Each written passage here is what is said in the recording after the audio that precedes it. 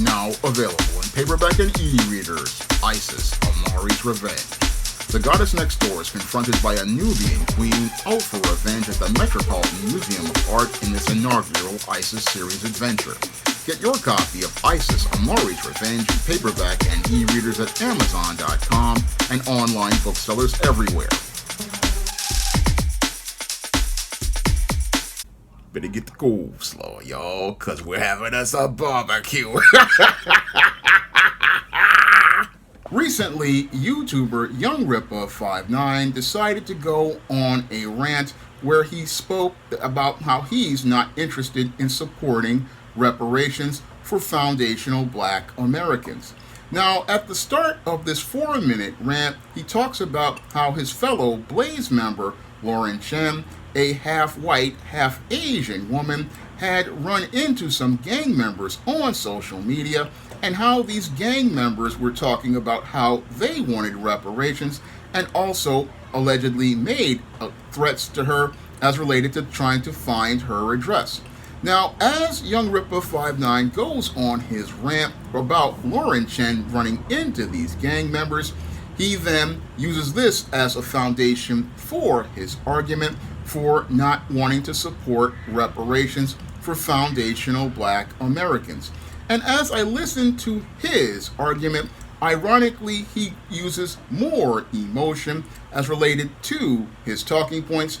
And as he makes these emotional arguments, he shows us that he's basically looking to put on some sterling silver armor and play the white knight for Lauren Chen, rather than present a series of arguments why foundational Black Americans should be compensated with reparations for the 400 years of slavery, the years of Jim Crow, and the current and ongoing discrimination that foundational Black Americans like myself have dealt with in America's racist and gynocentric job market.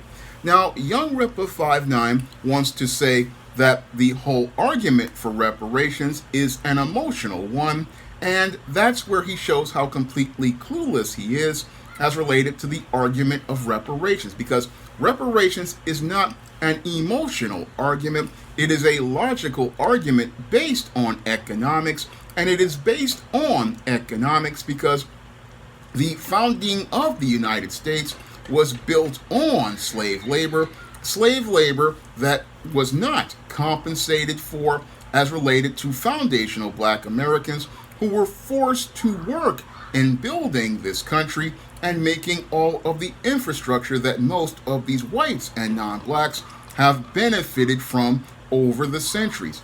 All of America's infrastructure was basically built on slave labor, and that's a logical, factual talking point, and it's a logical, factual talking point, and it's one that is outside of both political parties, because as Young Ripper wants to say, oh, this is a blue party or Democrat talking point. No, this is not.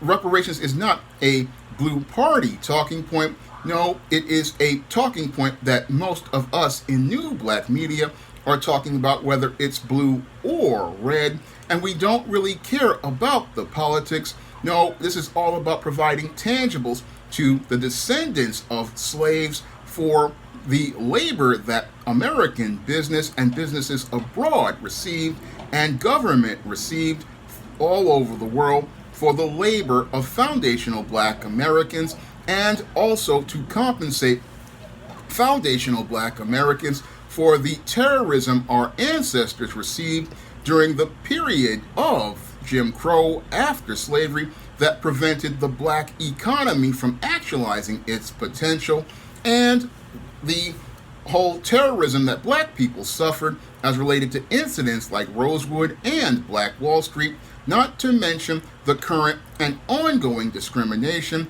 that is going on in the job market that denies many foundational Black American heterosexual Black men like myself an opportunity to be able to enter the job market and be able to compete in the job market without ever having to deal with discrimination as related to race. These are the things that are the core foundation of the argument for reparations, because millions of black people were denied an opportunity to be able to actualize their potential and live the American dream in this country. And that's where young Ripper 59 gets it all wrong as related to reparations, because again, the argument for reparations is not based on emotions. It is not based on any political party. No, it is a tangible that is one that foundational black Americans like myself and many others want to be able to receive, because many of us were denied opportunities to be able to get a way to live the American dream. And that's the whole core reason for reparations, because foundational black Americans, we want to be compensated for being made into this second class status that people have suffered generation after generation. Meanwhile, many whites and non-blacks have received benefits from this country over the years, such as the Homestead Act in the 19th century, such as the GI Bill in the 20th century. I mean, when it came to whites, they got lots of benefits and tangibles above foundational black Americans who were denied those opportunities to get land and property and wealth building assets. No, we were not allowed to have those things because of the policies of Jim Crow in the South and discrimination in the North. Moreover, we suffered terrorism at the hands of Blue Party politicians down south who were a part of the Ku Klux Klan, and all of that basically denied black people an opportunity to get equal opportunities that were guaranteed to us under the 13th and 14th Amendment and the Emancipation Proclamation. I mean, generations of black people didn't get that leg up due to the oppression that had been exacerbated after they got free labor from foundational black Americans. I mean, this country basically gave most of these whites and non-blacks all across the globe a leg up at the expense of black labor. But when it comes to that labor, they don't want to recompense foundational black Americans for our labor. No, they don't want to do this, and what they do to make an excuse to avoid dealing with the issue is they go out here and go find their black bootlicks like a young Ripper to go out here and parrot the talking points in an emotional fashion, ironically, because again, it's ironic that this dude is sitting there talking about how this is an emotional talking point while getting emotional and defensive about talking about reparations. And as he sits there and talks about reparations, he goes into some gobbledygook about how governments stole labor. And again, if you stole labor, then you need to pay for that labor. And he also goes on to make a ridiculous argument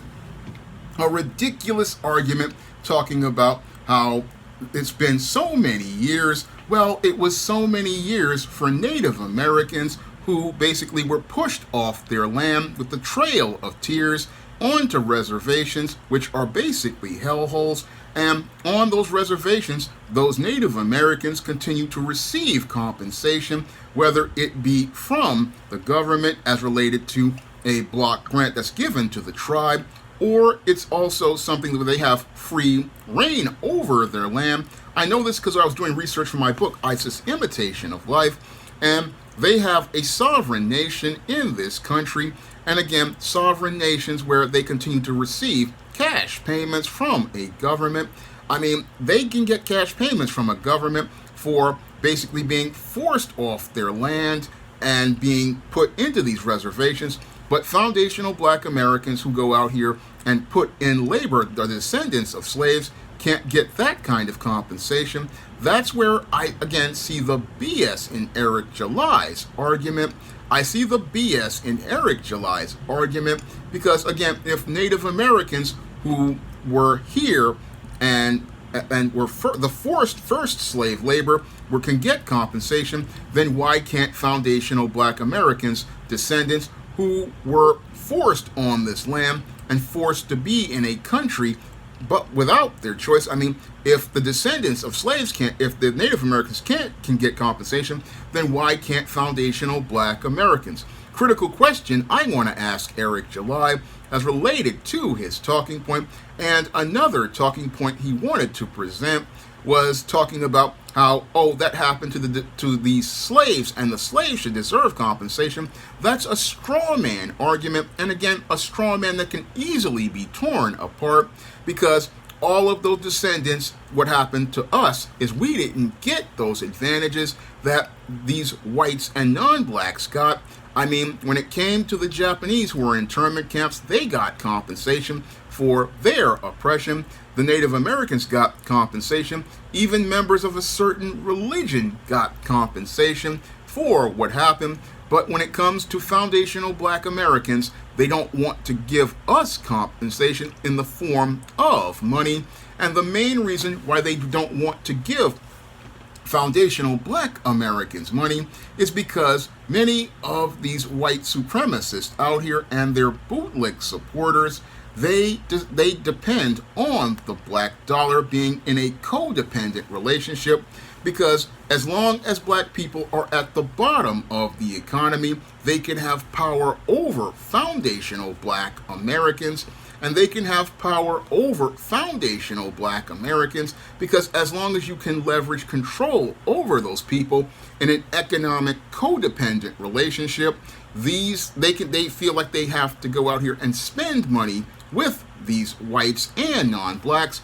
And this is shown in inner city communities where Black people continue to remain in poverty due to the whole economic system being rigged against foundational Black Americans, due to them being denied the economic access to America's economy.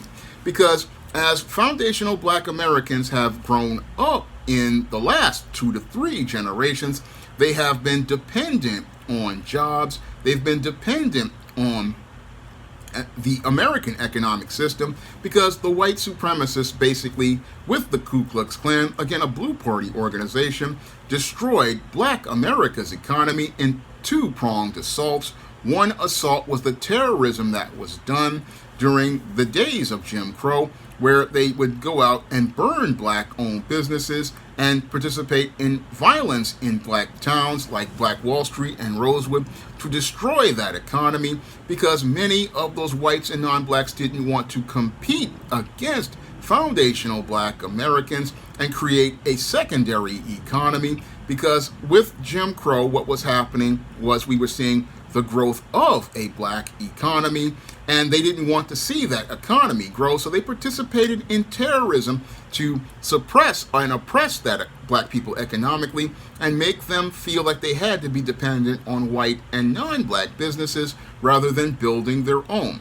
Moreover, this was further exacerbated in the 1960s with the rise of the feminist movement, where integration was implemented. And as integration was implemented, many spellbound Black folks who had become spellbound as related to them believing they needed to fit into a white world to be accepted and be accepted as Black, they went and started looking to spend their money with white businesses instead of Black-owned businesses, further eroding the Black economy to the point where the Black economy is now in ruins. And in addition to this, programs that were meant to so-called help Black people, like affirmative action, which was originally designed to help heterosexual Black men become head of household in their homes, these programs were hijacked by white women and racists who wanted to emasculate the Black man by putting the Black woman in a job. So this is systematic design to keep Black people from being able to actualize their potential in the economy. Meanwhile, this same government can go out and give money to, again, Native Americans on reservations, can give Asian Americans money as related to the Japanese internment camps, and also goes out here and gives migrants lots of money who enter the country illegally. They all can get government money, but foundational Black Americans, we're told that there's no money for us. even though foundational black Americans were the ones who built this country. Foundational black Americans were the ones who preserved this country by fighting in the Civil War. Foundational black Americans were the ones who basically were the backbone of this country. And we're told that we are not supposed to get compensation for all of our labor and our loyalty. And that's what Eric July doesn't get. He doesn't understand that foundational black Americans have been the ones who have been keeping this country strong. And again, if it wasn't for foundational black Americans, we wouldn't have an America like we have right now. Now, he's saying, oh, we shouldn't give reparations to foundational black Americans, but if you can find money for basically every other person inside and outside of the United States, I mean, we're sending billions of dollars to the Ukraine. We got money for Israel, but we don't have money for black people. That's where I gotta call BS on the argument, and I gotta call BS on that argument, because if you got billions to spend with other countries to preserve their democracy, then why don't you want to give economic security to all of the black people who have been denied opportunities in this country? I mean, a lot of black people like myself, I mean, I graduated college and I've had a hard time finding work. And again, having a hard time finding work because of the ongoing and current discrimination that kept me from being able to actualize my potential economically.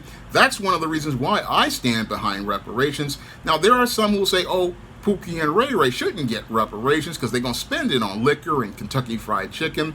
No, I say that they deserve reparations because it's our right as foundational black Americans, and it's our right because, again, we as people have been denied our rights as citizens to be able to live with the life, liberty, and pursuit of happiness. We've not been able to get that at all because of all of the racism and white supremacy that has gone on in this country. Now, Eric July further wants to go on and say, oh, these other people, again, are not benefiting from that labor of those slaves. Well, yeah, you are benefiting from that labor. Everyone except foundational black Americans have been benefiting from our labor, and they've been benefiting because they have been given an infrastructure in this country built on the backs of slaves. I mean, most of these whites and non-blacks benefit from that infrastructure built on the backs of slaves. Moreover, when it comes to those people, they benefit from a government system of unwritten social rules that gives them preference over black people. They have benefited from that system that was built on the infrastructure of this country. And again, as they have been benefits because they have created, again, a government system where they can give themselves preference as related to race and gender. They have given themselves benefits. So they have benefited from denying black people equal opportunity to the job market and the economy. So they have benefited from keeping black people like myself out of the job market and competing fairly. They have benefited for over 400 years. And it's time for them to pay for all of that labor that they got for free from our descendants and pay for denying people like myself from being able to enter the job market and pay for keeping people like myself from being able to compete in the workplace. I mean, this is what the foundation of reparations is all about. But Eric July doesn't see that because with Eric July, he's one of these guys who's following in the dysfunctional mindset of the baby boomer black bootlicks who got the mindset of, I got mine, screw you.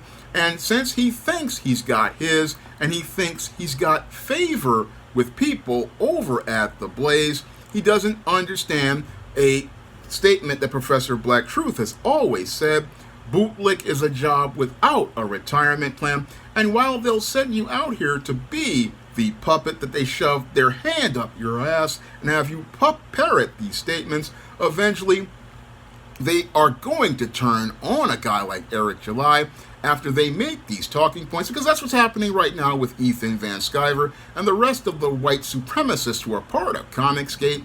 They're turning on him right now, and they are looking to participate in some discrimination to get him out because they don't like the idea of him making millions of dollars as related to the comic medium, because for them the comic medium is all about white guys having power, but he continues to look to be a bootlick similar to Steven in Django Unchained, still standing at the side of his white paymasters and looking to do their dirty work by speaking against reparations.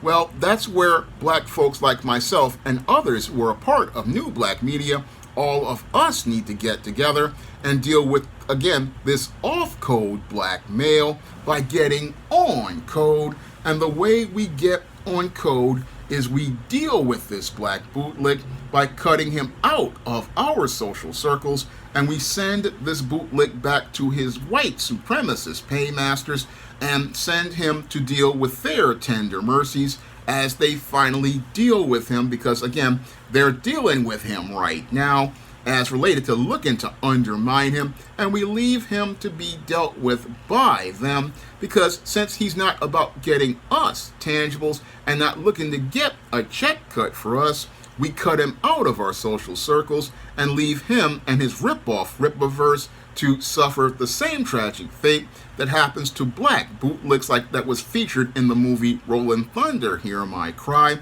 where the black kid thought, oh, he could be down with the white people and be in the robbery. But when it came time for that little black boy who was a part of the robbery in Rollin' Thunder, Hear My Cry, he was looking to get help. He was on his own, and that's where we need to leave young Ripper, because again, when it comes to black bootlicks, it's time for us to close ranks. It's time for foundational black Americans, for all of us to close ranks, because whether it be Candace Owens, whether it be Stacey Dash or Eric July, it's time for us to cut ranks with these people, cut ties with these people, and leave these folks to the tender mercies of white supremacy, because these people do not speak for us and they do not speak on our issues.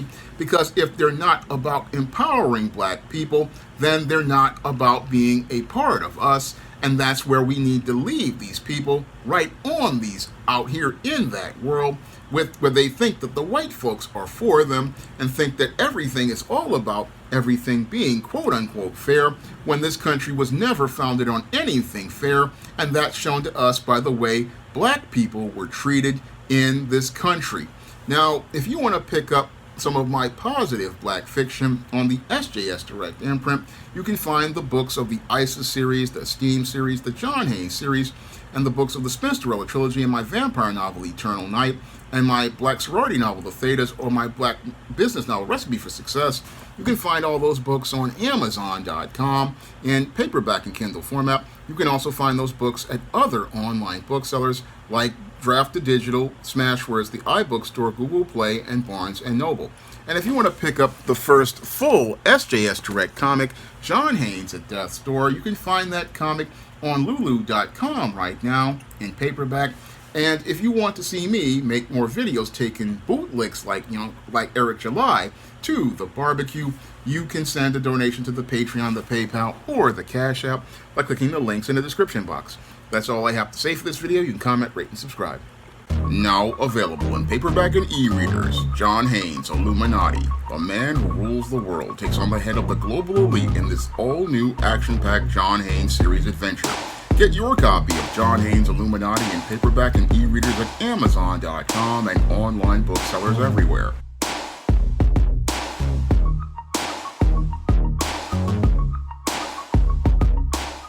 Coming to paperback and e-readers, Isis Dark Incubus. The goddess next door gets enthralled in a romantic entanglement with an evil incubus in this all-new Isis series adventure. Pre-order your copy of Isis Dark Incubus at Amazon.com and other online booksellers everywhere.